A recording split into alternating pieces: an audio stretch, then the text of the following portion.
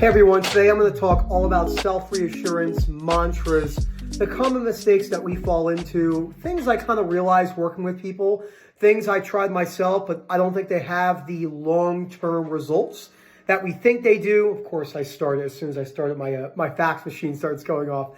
There's a good way to practice frustration tolerance. But this is a really important topic, and I'm going to add some things in here I've noticed, like I said, throughout my life, applying it, things that many people don't really want to hear, because I think of the sense of power that Rob, myself, and Moment always talk about in our videos, the false sense of power. And let's jump right into it. Before I go any further, please subscribe, hit that like button, as I always say, comment down below. That's really my catchphrase, and the one I say on my TikToks too, where that's key for OCD and anxiety recovery. I've had ones about depression and body dysmorphia, and I say, that's key for body dysmorphia. And I had a bunch of people comment, please don't do that again, you're losing your catchphrase, which I thought was great. It's why I like to stay engaged with the community so much. And if you're interested in our coaching and webinar services, please email us at phil@ocdrecovery.com, and we will get back to you in a timely fashion. Okay, so I want to open up with something. I was getting ready and doing my hair and getting changed. I was thinking about how I wanted to formulate what I'm about to say, because I've talked about this concept before, but I didn't like the way that it came out because I thought it was too aggressive. Because I do think there is merit in these things, but I don't think they're as they don't hold as much weight as we believe. And it's difficult to talk about this because I love this stuff. I really do. And I've read a lot of people that do these type of seminars, their books. Tony Robbins, for an example, I've read a few of his books and watched his stuff, and he has great points. Things I like, things I don't like. Same thing with Jordan Peterson, same thing with Gary Vee. You're not going to agree with everything that everyone says. And if you think you're going to agree with everyone on what people say, you're putting yourself in an echo chamber, and that can be problematic for your belief system. But I feel quite strongly about this. Jumping up and down and going to highly motivating seminars, although they're fun and the experience is great, just like I love that about music festivals, they don't change your life as much as people believe. Ice baths don't change your life as much as they believe. Yoga meditation retreats don't change your life as much as people believe. What changes your life is consistent action, doing the things that you know that need to be done. I was just talking about a great quote that says true education and wealth is knowing what you have to do and doing it whether you want to or not. Today's a great example. I have a 4th of July party I'm going to. It's a holiday. I'm still making a video for you. I still have to do some chores. I still did sprints this morning even though my gym was closed.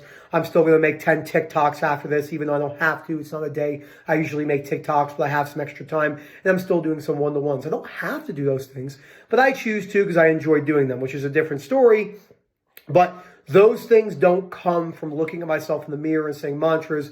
They don't come from jumping up and down with these very catchy phrases. You know, my life has been blissfully altered. My life will never be the same. We get caught in that.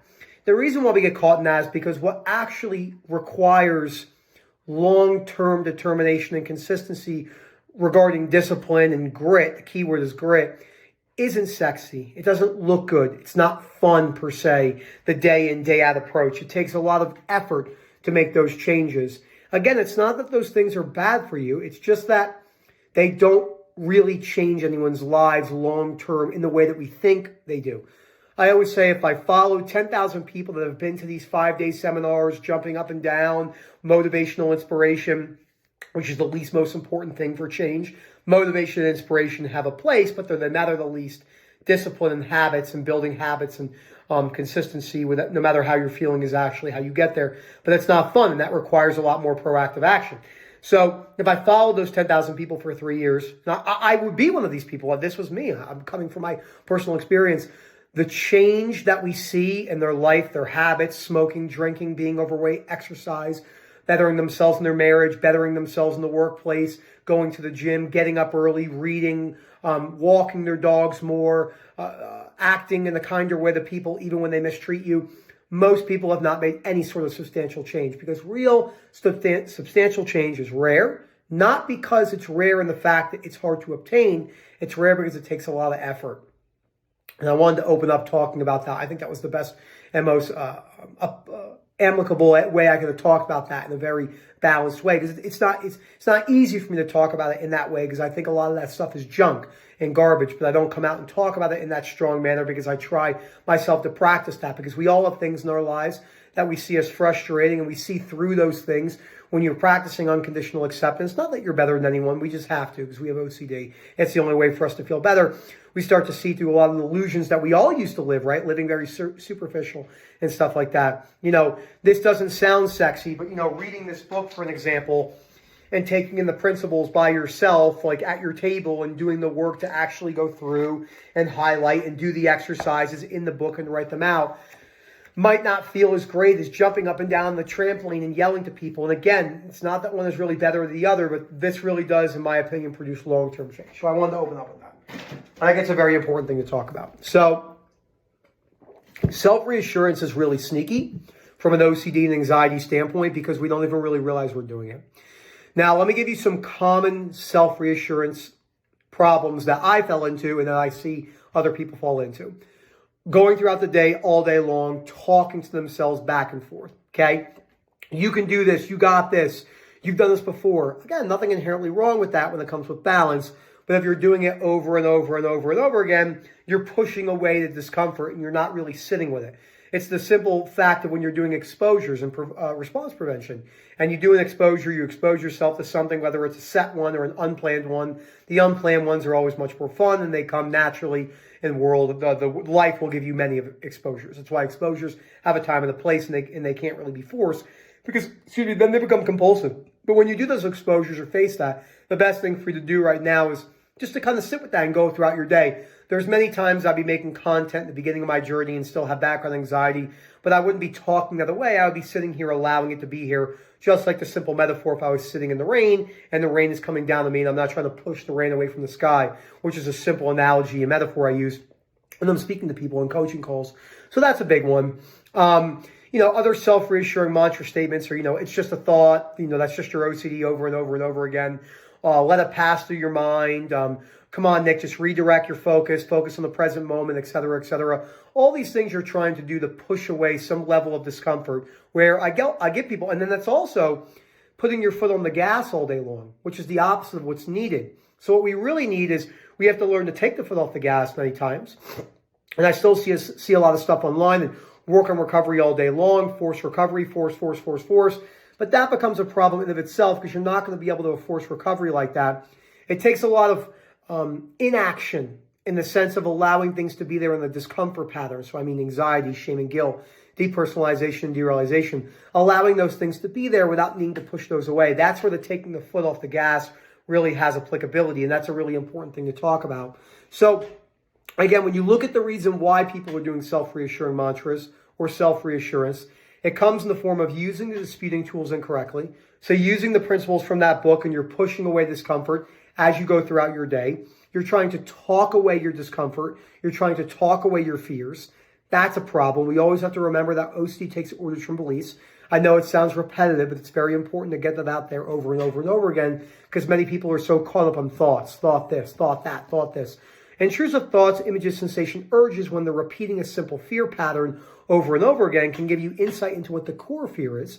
So if you have intrusive thoughts about cheating all day long or false attraction, there's probably a good sense there's some core fears based around relationships, or the fear of losing control, or the fear of being a bad person. But the way the intrusive thoughts, images, sensation, urges are popping up in that automatic rumination fashion is very similar to the analogy I use of the cough to the cold, where the cough will just come at random times, where the cold has to be brought down, as that's the genesis of the virus. And it's a very important thing. Just like the belief system is the genesis of your actual fear pattern in your OCD and anxiety cycle. It's also the fear pattern in PTSD and bi-dysmorphic disorder. And in the anxiety-based disorders, there are core fears. I work with people with all different types. We're primarily an anxiety and OCD recovery platform, but we have people that come in with comorbidities with PTSD, and we break down belief systems.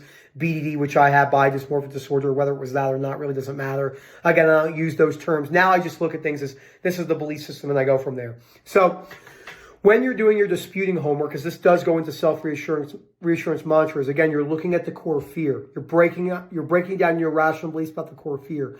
You're not talking to yourself throughout the day in these self-reassuring mantras. You could do it. If you have sticky notes on your wall, they got to go. Get rid of all the sticky notes. I see a lot of people out there that are promoting sticky notes, a lot of big names in mental health. Sticky notes are a slippery slope. They're absolutely not necessary. Get rid of them. A lot of people are using them with, if I forget something, I have to see them. I can always usually tell pretty quickly when someone truly understands OCD at the level that we work with.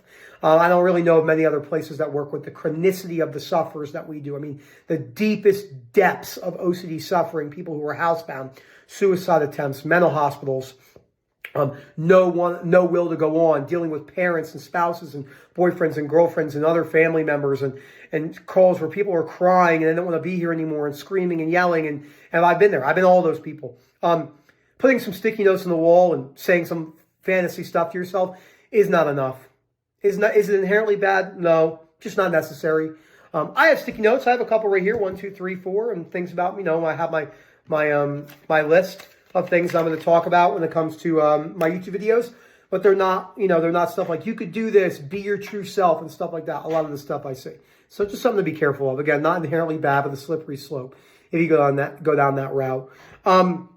The last thing I want to summarize it up with, try this for an example. You're going to have the automatic process in the back of your head.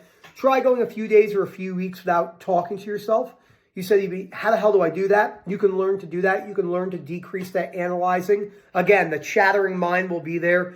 The intrusive thoughts, images, sensation, urges, but you can go about that in that way. Thank you so much for watching this video. Again, self-reassurance is really sneaky. It takes the forms in many different ways, trying to talk away thoughts, images, sensation, urges, which goes against the formula that OCD takes orders from beliefs. Thank you so much, as always. Phil at OCDRecovery.com, and hopefully hear from you soon. Have a good one, everyone.